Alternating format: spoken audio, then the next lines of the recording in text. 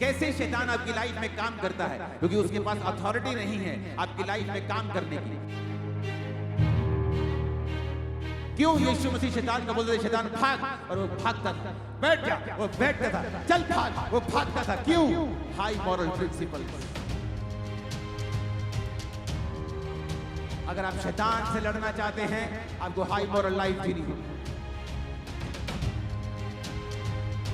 और परमेश्वर ने आपको अधिकार दिया है शैतान को निकालने का। यह अधिकार दो कंडीशन में काम नहीं करता। मत्ती 8 उसकी 28 आयत में लिखा है, जब उस पार वो गदनेरियों के देश में पहुंचा तो दो मनुष्य जिनमें दुष्ट आत्माएं थी कब्रों से निकलते हुए यीशु से मिले। वो इतने प्रचंड थे कि कोई उस मार्ग से नहीं जा सकता था। उन्होंने चिल्लाकर कहा, हे परमेश्वर के पुत्र, हमारा तुझसे क्या काम? क्या तू समय से पहले हमें दुख देने आया है? उनसे कुछ दूरी के ऊपर सूरों का एक झुंड चर रहा था। दुष्ट आत्माओं ने उससे यह कहकर विनती की, यदि तू हमें निकालता है तो सूरों के झुंड में हमें भेज दे। उसने कहा, जाओ, और वो निकलकर सूरों में बैठ गए, और देखो सारा झुंड कड़ाड़े पर से झपट कर पानी में जा पड़ा और डूब मरा। यहां पर एक एग्जाम्पल है कि यीशु मसीह एक रास्ते में जा रहे थे और दुष्ट आत्माओं से ग्रसित व्यक्ति उनको मिलता है। और प्रभु यीशु मसीह जब उसमें से दुष्ट आत्मा को निकाल रहे थे तो उसने कहा कि मुझे अथाह गड्ढे में नहीं भेज, वो सामने सूरों का झुंड चर रहा है, हम सेना हैं, हम बहुत हैं, हमें उनमें भेज दे। यीशु मसीह ने कहा, जाओ, और वो बाइबल कहती है वो सूरों के झुंड में बैठकर सूरों का झुंड पानी में जाता है और वो सब मर जाते हैं, और चरवाहे जाकर नगर में समाचार देते हैं। उस शैतान ने परमेश्वर की बात को क्यों नहीं सुना? क्यों वो परमेश्वर के कहने के ऊपर अथाह गड्ढे में नहीं गया, बल्कि उसने परमेश्वर को बोला कि मुझे सूरों में जाने दे? क्यों? क्या वो 5000 थे इसलिए? क्या वो 7000 की सेना थी इसलिए कि परमेश्वर ने उनके साथ कॉम्प्रोमाइज कर लिया? बाइबल में सूअर चराना पाप था, और जहां पर परमेश्वर का वचन टूट रहा था, शैतान ने कहा मुझे वहां जाने दे। और वचन ये कहता है जहां परमेश्वर का वचन टूटता है, शैतान वहां पर काम करने का अधिकार रखता है। और इसीलिए बाइबल कहती है कि जब वो लोग चेले और परमेश्वर वहां से जा रहे थे तो शैतान आकर प्रचंड रूप में दुष्ट आत्मा जीसस से बात करती है, और यीशु कहते हैं निकल जाओ। वो कहते नहीं, हमें सामने सूरों के झुंड में भेज दे, क्योंकि वचन के मुताबिक शैतान आपके ऊपर अधिकार नहीं रख सकता। इसी मत्ती 8 के आगे अगर आप 9 में पढ़ेंगे तो वचन कहता है एक गूंगा जब परमेश्वर के पास लाया गया तो वचन कहता है कि प्रभु यीशु मसीह ने उस गूंगे को बोला, ऐ गूंगी आत्मा इसमें से निकल जा। तो लिखा उस गूंगे में से जब दुष्ट आत्मा निकली वो गूंगा बोलने लगा। अब मेडिकली पता नहीं उसको क्या था, वो गूंगा था, गला खराब था कि ब्रेन में प्रॉब्लम थी कि क्या था, लेकिन बाइबल बताती है कि उस गूंगेपन के पीछे एक दुष्ट आत्मा थी। वचन कहता है कि एक कुबड़ी औरत जब परमेश्वर के सामने आई और परमेश्वर ने उसको चंगा किया तो परमेश्वर ने अपने लोगों से कहा और अपने विरोधियों से कहा कि क्या ये औरत जो 18 साल से शैतान के बंधन में पड़ी थी और ये अब्राहम की बेटी थी, इसका मतलब चाहे आप मसीह में हैं, चाहे आप क्रिश्चियन हैं, अगर आप वचन को नहीं समझते हैं तो शैतान आपकी लाइफ के ऊपर अटैक करता है। क्योंकि यूहन्ना के सुसमाचार में लिखा है कि शैतान चुराने के लिए, घात करने के लिए और नष्ट करने के लिए आया है। आपका पैसा, आपकी सेहत। यूहन्ना 10 उसकी 10 में लिखा है, चोर किसी और काम के लिए नहीं परंतु चोरी करने, घात करने और नष्ट करने को आता है। मैं इसलिए आया कि वो जीवन पाए और बहुतायत का जीवन पाए। परमेश्वर कहता है जब शैतान आता है वो चोरी करता है, तुम्हारे फाइनेंस की चोरी, तुम्हारे पैसों की, तुम्हारी सेहत की, तुम्हारे पारिवारिक जीवन की, तुम्हारी शांति की। उसका काम है चोरी करना, उसका काम है घात करना, नष्ट करना, तुम्हारे प्रोजेक्ट्स को, तुम्हारे कामों को, तुम्हारे कैरियर को, तुम्हारी चीजों को, उसका काम है नष्ट करना। वो नष्ट करने का उसको बड़ा शौक है, उसे नाश करने का शौक है, उसे चुराने का शौक है। और वचन ये कहता है कि परमेश्वर ने एक विश्वासी को अधिकार दिया है शैतान के ऊपर।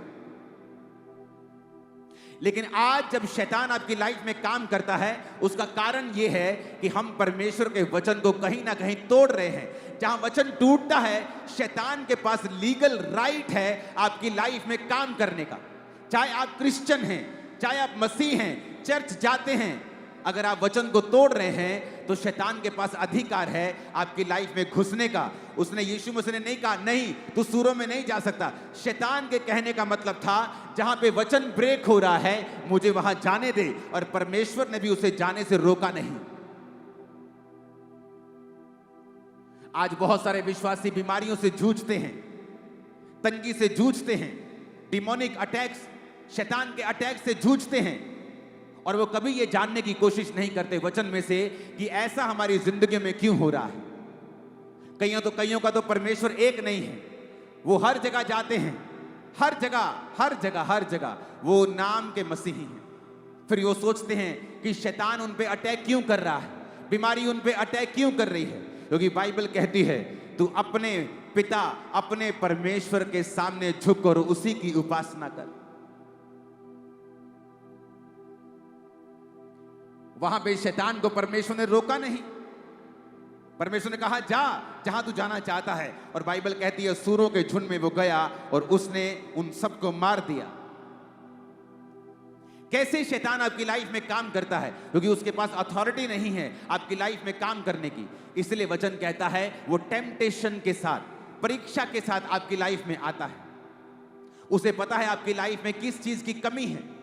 यीशु जब रोजे रख चुके तो शैतान आया और कहा अगर तू परमेश्वर का पुत्र है तो इन पत्थरों को बोल ये रोटियां बन जाए। शैतान को मालूम था अब यीशु को इस समय गाड़ियां नहीं चाहिए, रथ नहीं चाहिए, पैसे से मैं भरमा नहीं सकता हूं, इसकी सबसे बड़ी जरूरत है इस समय रोटी। तो रोटी से भरमाता और कहा अगर तू प्रभु का पुत्र है। शैतान जानता है आपकी कमजोरी क्या है। वो जानता है आपकी कमजोरी टीवी है, आपकी कमजोरी लड़की है, आपकी कमजोरी लड़के हैं, आपकी कमजोरी व्यभिचार है, आपकी कमजोरी चोरी है, लालच है, डर है। वो आपकी कमजोरियों को जानता है और उन्हीं कमजोरियों के साथ वो आपको परखता है, क्योंकि जब तक वो आपको उस पाप में नहीं गिराएगा आपकी जिंदगी में उसका कोई भी लीगल अधिकार नहीं है काम करने का। और जब आप उसको अधिकार दे देंगे तो वचन कहता है प्रभु यीशु मसीह उसको आपकी जिंदगी में डिस्ट्रक्शन करने से, नाश करने से रोकेंगे नहीं। फिर आप प्रभु को नहीं कह सकते कि मेरी जिंदगी में ऐसा क्यों हो रहा है।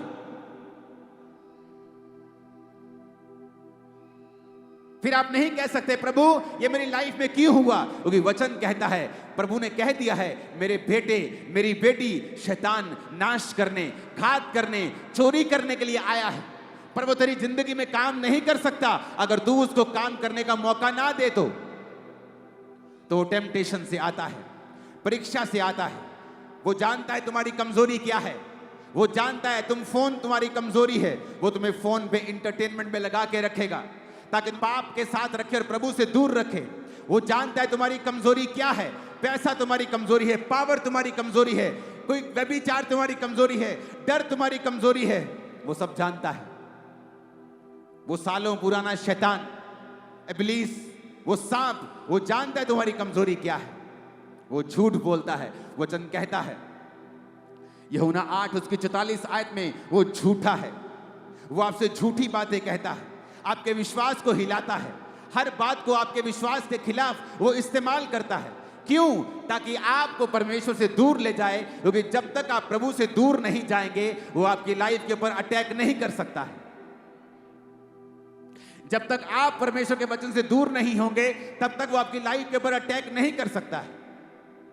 वो चाहता है आप संगतियों से दूर रहें, वो चाहता है आप चर्च से दूर रहें। ये कहकर वो आपको डिसेप्शन देता है कि कोई बात नहीं, संगति करनी है तो घर में बैठकर भी कर सकता है। और ये सदी का सबसे बड़ा झूठ है विश्वासियों के अंदर। क्योंकि वचन कहता है, परमेश्वर का दास पौलुस कहता है कि जिस तरह कलीसियाओं की रीति है, हफ्ते के पहले दिन इकट्ठे होना मत छोड़ो।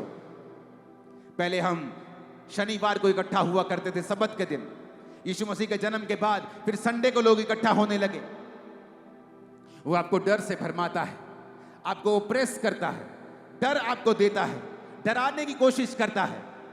जिस तरह उसने नेहेमिया को डराने की कोशिश की और आके एक क्रिश्चियन व्यक्ति ही नेहेमिया को बोला कि अपना जान बचाने के लिए भाग जा, ऐसा कर, खुदा के घर में भाग जा, परमेश्वर के मंदिर में प्रवेश कर ले, कोई तुझे वहां पकड़ने नहीं आएगा।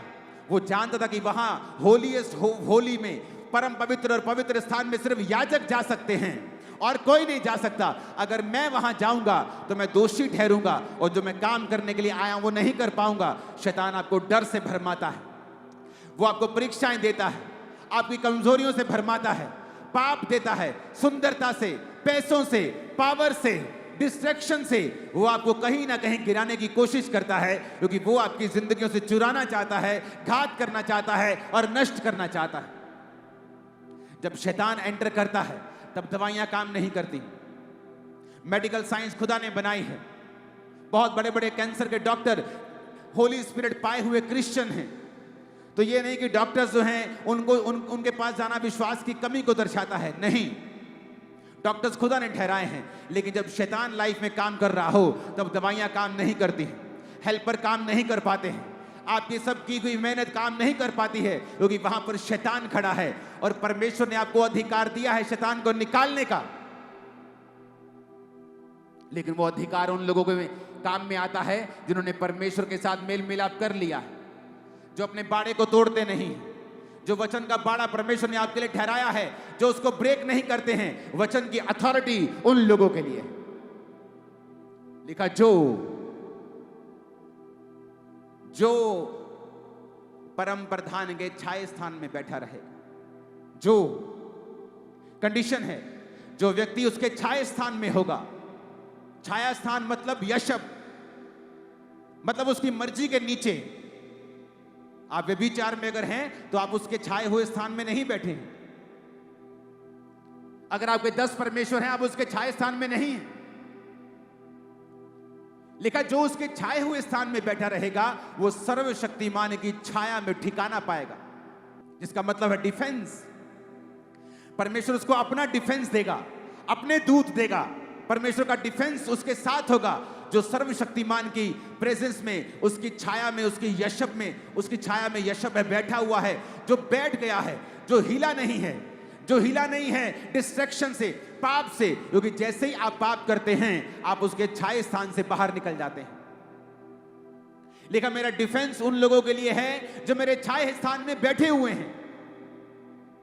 कई बार हम परमेश्वर को दोष देते हैं, प्रभु से मांगते हैं, उसको हम बड़ी तरह के श्राप देते हैं कि प्रभु तेरे मेरी जिंदगी में ऐसा क्यों हो गया, और हम अपनी लाइफ की कमियों की ओर कभी नहीं देखते हैं,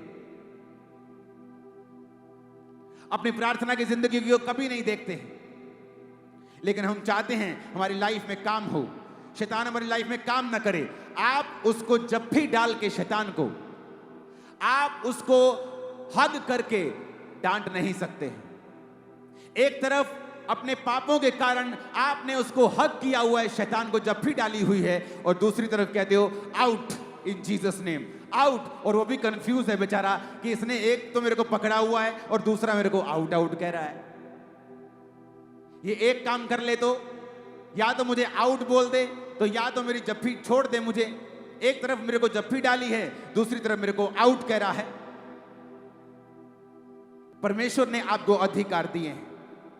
उसने कहा है याकूब 4:7 में, तू शैतान का सामना कर, वो तेरे सामने से भाग जाएगा।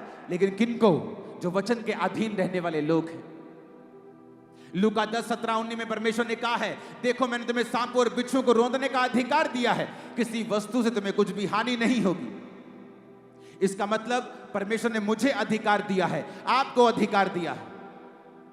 यह अधिकार 2 कंडीशन में काम नहीं करता। पहली कंडीशन, अगर आप इन अधिकारों को बोलते नहीं हैं और काम में नहीं लेके आते हैं। दूसरी कंडीशन, अगर आप पाप में हैं और परमेश्वर से दूर हैं, तब भी ये अधिकार काम में नहीं आते हैं। कुछ लोग पाप में नहीं हैं लेकिन अपने अधिकारों का प्रयोग नहीं करते, फिर भी वो दुखी रहते हैं। और कुछ लोग परमेश्वर से दूर रहते हुए इन अधिकारों का प्रयोग करना चाहते हैं, लेकिन वो इन अधिकारों को अपनी लाइफ में प्रैक्टिकल काम करता हुआ नहीं देख पाते। ऊंची आवाज में कहो हालेलुया। बाइबल कहती वो चुराने आता है, घात करने आता है, नष्ट करने के लिए आता है। वो यूनिटी खराब करता है, कड़वाहट को पैदा करता है, सब चीजों का वो नाश करना चाहता है, सब चीजों को चुराना चाहता है, भाईचारे की प्रीति को खत्म करना चाहता है। और अगर हम वचन में मैच्योर नहीं, पक्के नहीं हैं, तो वो फिर काम करता है। और परमेश्वर नहीं चाहता कि वो काम करे। अपने पड़ोसी को बोलो शैतान को मौका मत देना। ऊंची आवाज में कहो। कुछ लोगों को शैतान अक्यूज करता है, तौबा करने के बाद भी वो आपको बताता है कि तूने पाप किया था ना 2017 में, 2019 में, वो 1997 में तूने एक पाप किया था ना। अगर आप पाप की माफी मांग चुके हैं, परमेश्वर उसे भूल चुका है। अगर आप याद कर रहे हैं तो वो शैतान है जो आपको याद करवा रहा है। परमेश्वर चाहता है उसके बच्चे तौबा में जिएं और उसके बाद अपने अधिकारों का प्रयोग करें, क्योंकि वचन कहता है शैतान सोया हुआ नहीं है और उसकी हॉबी है नाश करना, घात करना और चुराना। और परमेश्वर ने आपको अधिकार दिए हैं।